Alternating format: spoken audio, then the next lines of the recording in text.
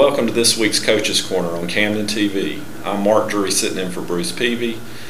I'm with Coach Herron today, and we're going to recap the Windsor game with the Camden victory. Well, Mark, it was a pretty good game, a little bit unusual. Those fans that were there kind of got a shock at the end of the first quarter when the lights went out, but thought our team played well, and we'd been off almost 2 weeks, and felt like when we came out, we were ready to play, and really were playing very well. And then we had the 20 or 25 minute light delay, and after that we wound up giving up a touchdown, which is really the first touchdown our defense has given up all year long. But we got things back under control and scored 3 or 4 more times before halftime. So we didn't get anybody really hurt. We got to play a lot of folks, and so you certainly can't complain. It was a good victory for the Wildcats. Well, now, can you give us an update on your prior players that are playing in college now? Well, we were talking about that earlier off the air, and we're real pleased with that. Very unusual situation right now, and I don't know how many more weeks we can say this, but we got 3 young men that are on top 20 ranked Division I football teams that are all undefeated. With Ian Days up at Illinois, Ian's out right now; he's got a fractured foot.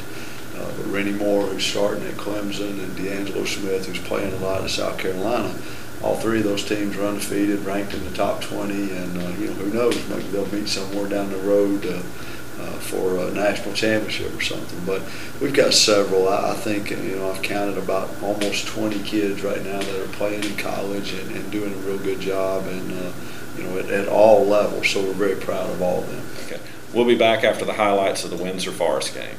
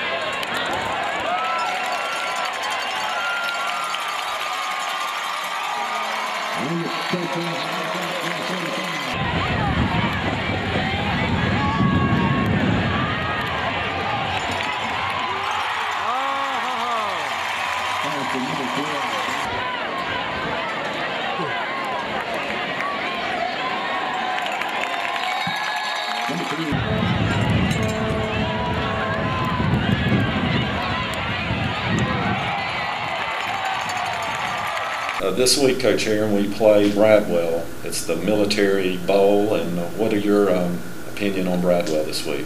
Well, Mark, I know you've been here long enough to see a lot of our battles with Bradwell, and our longtime fans have, and I can't help but think about Bradwell without thinking about the year we went up there and had to hold on to beat them 14-12, and then the year we went up there and had to stop a 2-point conversion to beat them 22-20. And Bradwell historically has played us very tough, and they're one of the best teams in our region every year. They're one of the most athletic, if not the most athletic team in our region. And for some reason they just get up for us every year. So it's a big concern for us. They play good defense. They have a very good scheme on offense that causes us some problems, and they're usually pretty sound in their kicking game, which is not usual in our region sometimes. So we know they present some problems for us. They've struggled a bit this year, which is not uncommon. They always seem to struggle a little bit early and then get better as the season wears on. But they've been up and down. They have looked extremely good on film for 6-7 minutes, and then they'll make some mistakes that cost them. Then they'll look extremely good. So we don't know. They're kind of like a wounded animal right now, backed into a corner.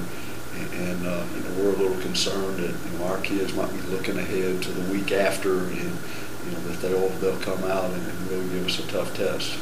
Well, we know you'll have the Wildcats focused on Bradwell, and we look for a victory this Friday. But we're working on it, and you know, yes, we do have a big game. The kids keep wanting to talk about it the following week, but you know, I keep telling them Bradwell's a region contest. That determines our playoff fate, so we don't need to mess around with this one. Join us next week on Coach's Corner on Camden TV Today.